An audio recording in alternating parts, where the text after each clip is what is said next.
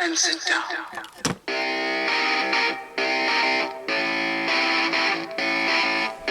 Good evening, everyone. Welcome back once again to Vicious Rex. And of course, I am your host, Mr. Main Event himself, and the often imitated, never duplicated superstar Tim Vicious. And we're going to go over Raw this week. Was in Dallas, Texas. And well, it's about the only thing that came out of Dallas, that's been out of Dallas in a long time, that's been considered a victory.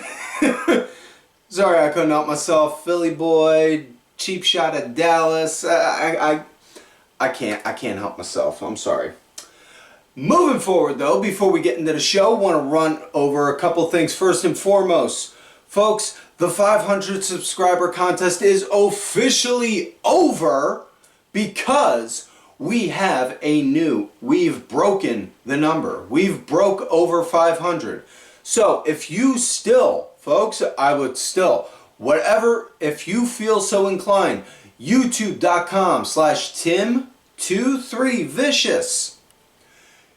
Not only are you going to get the Vicious chats that you're watching right now, you also get Vicious chats where we talk to people on wrestling, people about content creating, about interviewing people who do interviews, talking about life in general, talking about cultural differences, music, movies, life. I mean, really, that's what it is. So, not only are you going to get Vicious Strength, you're going to get Vicious Chats. Folks, every Monday and Thursday I put out shorts for Vicious Words of Wisdom, which, you know, one of them is quite notably, keep in mind, work on Friday goes by a lot quicker if you do not show up. Till next time. So yeah, you get stuff like that, and every Friday afternoon also, we put out Vicious Karaoke Party videos, so don't hesitate. We got a ton of content being pumped out onto the page on a regular basis, so you got nothing to lose, and it costs $0. Now with that said also, since we have broke the 500 subscribers, I will be reaching out to one random subscriber in due time to let them know that they will receive a Vicious Ranch shirt, much like the one I'm wearing right now, which you can get at whatamaneuver.net. And that's simple. Like I said, it comes out of my pocket. No hassle, no problems on your part. Also, folks, as a reminder, we are WWE Shop affiliates, so if you see some WWE merch, and let's be honest, WWE has been putting out some really good merch as of late. If you're listening to this on audio, all you got to do, just click in the description tab, or if you're watching this on audio, scan that QR code right up there. Wade, make sure that QR code stays up there for the entire episode, please. And you scan that, it takes you to WWE Shop. All you got to do then is just make a purchase. Whatever purchase you want, and we here at the Vicious Studios will receive a small nominal commission for said item. And folks, it helps us help you in return. So with that said, now that we're done all our pleasantries, let's switch gears and talk about last week via the SmackDown Rewind and the big highlights from last week's SmackDown. It started out with Rey Mysterio. Excuse me. It started out with Rey Mysterio coming out. Huge hometown pop. They were in San Diego last week. Rey hyping up the crowd, talking about being a San Diego boy, you know, being happy to be here, for all this, that, and the other pleasantries, and then officially declaring himself in the Royal Rumble. Then out comes Kevin Owens. Owens then says, "Now listen, Rey, I know you're in the Royal Rumble, but I just want you to know, when I beat Cody at the Rumble, I will be more than happy to give you first crack at my championship." Then Rey looks over at Kevin like, dude, what is wrong with you? You're acting all sorts of crazy. And then they go back and forth for a minute, blah, blah, blah, blah, blah, blah, blah, blah, blah. And then it ends with Rey saying, You're delusional. You're as delusional as my son Dominic. And then they proceed to start fighting each other and all that. So that'll get to a match that we'll talk about in a minute or two. But other than that, we had Nia and Candice going against Bianca and Naomi in a tag match. It was good. Bianca and Naomi, they wound up getting the win. Not much of a shocker there. We also had Jimmy Uso going against Carmelo Hayes, and on how this match came to an end. Jimmy was up on the top, getting ready to go for a splash. Jacob Fatu was over on an apron, arguing with the ref. Jimmy just stopped and looked like, the hell you doing out here? Next, as all that's going on, Tama Tonga comes out of nowhere, shoves Jimmy off the rope. Ref sees it, calls for a bell. Beatdown then ensues. Out comes Solo. And then when Solo goes to speak, just boo, boo, something fierce on him. And yeah, Solo just gets booed like crazy. To the point he just walks out. Jacob Fatu then gets on the mic. This is what you people want. This is what you people wanted. Huh? But you know what? If y'all thought I was crazy before, you ain't seen nothing yet. And then just walked off, which, okay, that's kind of scary. That's kind of scary when you think about it. So then we have Motor City Machine Gun having a tag match against Los Garza, and oh my God, was this match good? Wow. We also had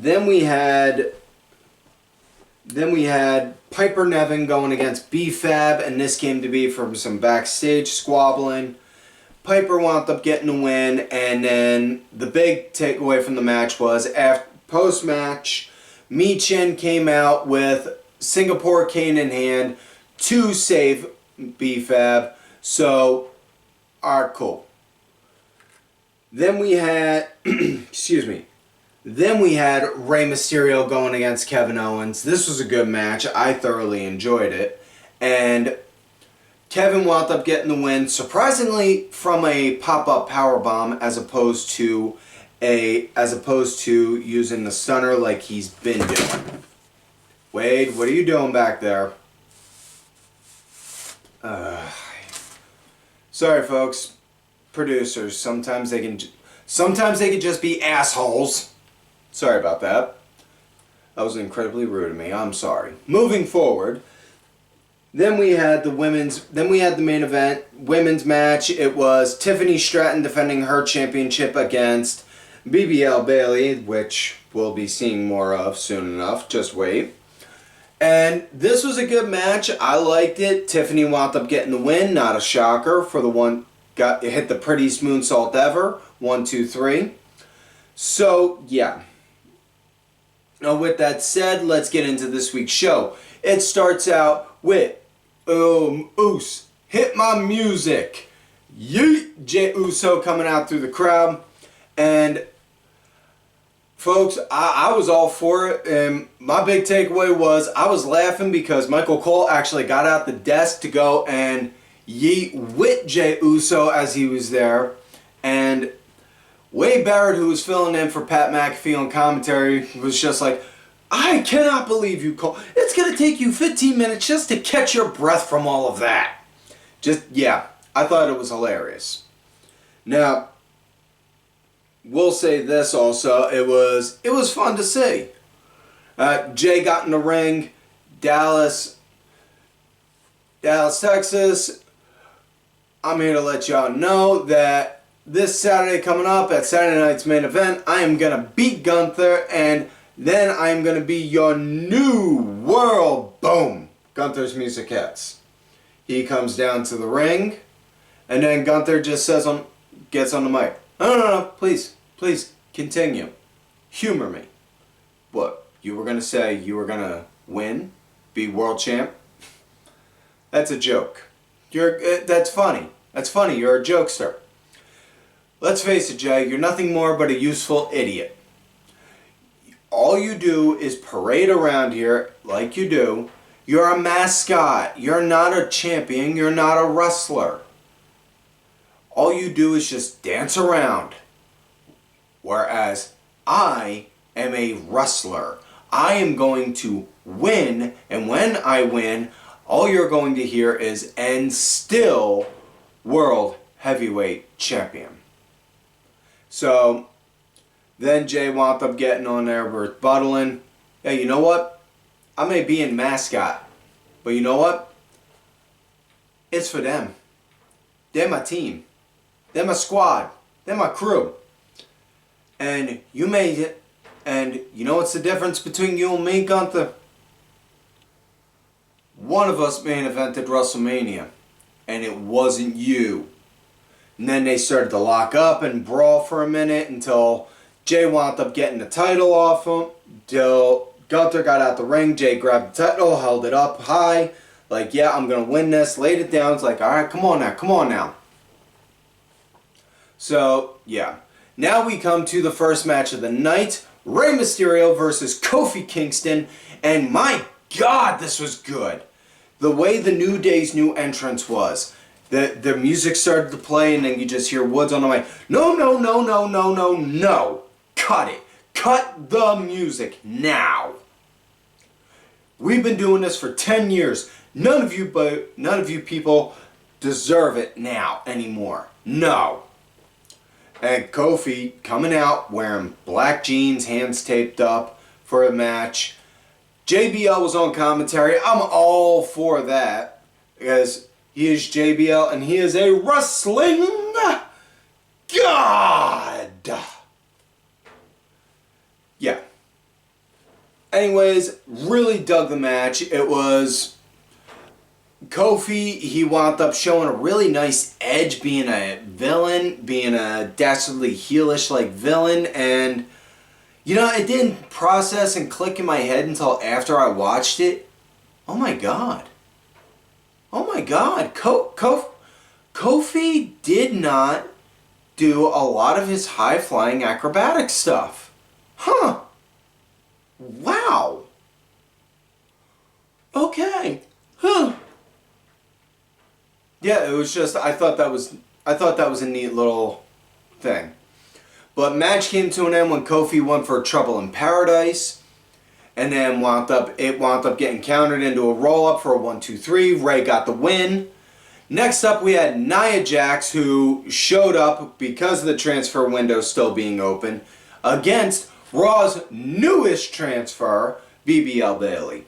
And if anyone, and if I have ever offended anyone because of my BBL Bayley comments, I just want you to know, from the bottom of my heart, go on Twitter and say something to Nia Jax because she's the one that put that thought in my head and now that is permanently burnt into my brain.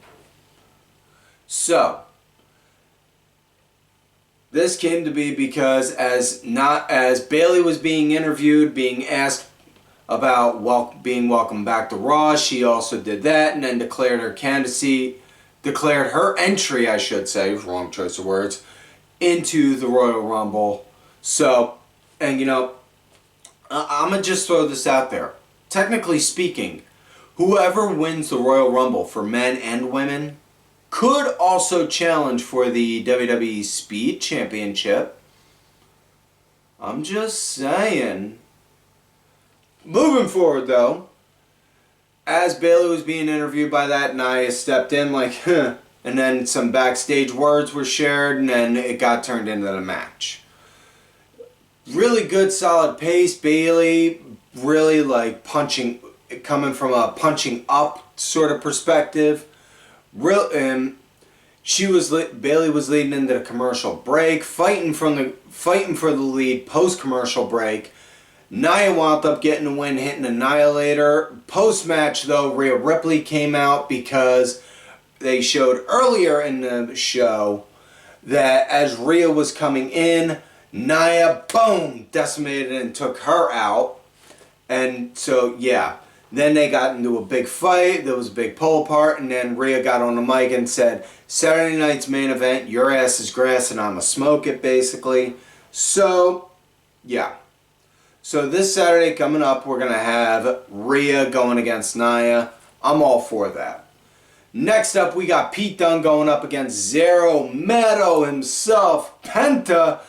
Oh my God, this was a good match. Now, I will say this: I see nothing but I see nothing but a promising future for Penta. What that means is all in your interpretation of what a good, promising future is. Could it mean high merch sales and a big fat paycheck? Could it mean getting notoriety? Could it mean being a world champion? It's all a matter of interpretation, and it's all subjective, how you see it. Me, I see it as getting to work a decent schedule, have a good paycheck, and getting to enjoy, and figuring out that whole work-life balance thing. But moving forward, as far as this match went, really nice back and forth, tit for tat kind of style. To start, it was, oh, you want to do this? Well, I'm going to do that. Oh, you want to do that? Well, I'm going to do this. Kind of style. And I dug it. I liked it. I really did. And, excuse me. Penta wound up leading the pace for the match. It was good. I really dug it. Penta wound up getting the win, using the driver for the 1-2-3. Next matchup we had after that was women's tag action. It was Pure Fusion Collision. Shayna Baszler and Zoe Stark going against Dakota Kai and Io Sky from Damage Control. And I want to say this in the right way. This is not meant to come off insulting, but this really came off more so like the let me up match of the night.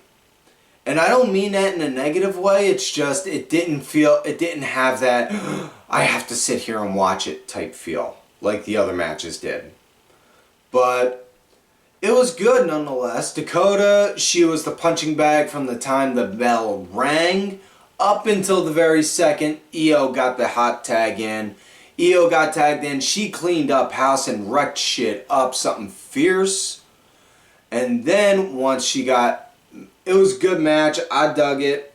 Match came to an end when, in a very creative way, I might add, Shayna had Io in the Karabuta clutch.